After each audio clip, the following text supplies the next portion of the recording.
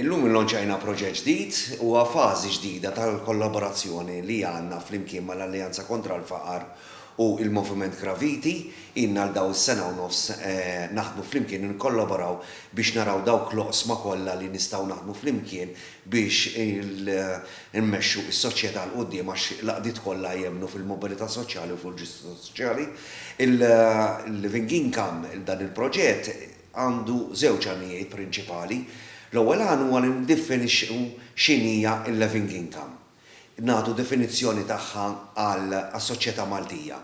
U wara kif tiġi stabbilita d-definizzjoni tagħha huwa jrid isir studju li jistabbilixxi l-ammont dovut biex inti din living income biex il-persuni u l-forom ġodda li hawn varji fis-soċjetà tagħna il-livell ta' dħul tagħhom biex ikollhom ħajja diċenti.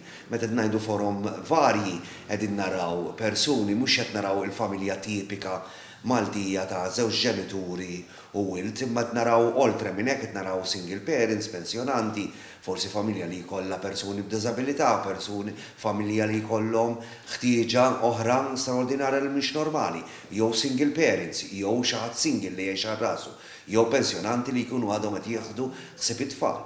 F'dawn iċ-ċirkustanzi kollha jiġi stabbilita il-living income u naraw id-dħul biex kandu diċenti. Wara dan il-proġett nemmnu li l-pass li jkun imiss huwa kif ħanieħu dawk il-miri li b'mod soċjo-ekonomiku ħajjiġu stabbiliti f'dan l-istudju. Flimkien naraw diversi oqsma oħra flimkien mal-Alleanza u mal-Moviment Graviti biex il-kollaborazzjoni iktar insaħħuha flimkien u naraw dak l-oqsma biex is-soċjetà tagħna intejbuha b'mod pożittiv kulħadd jimxi l qudiem.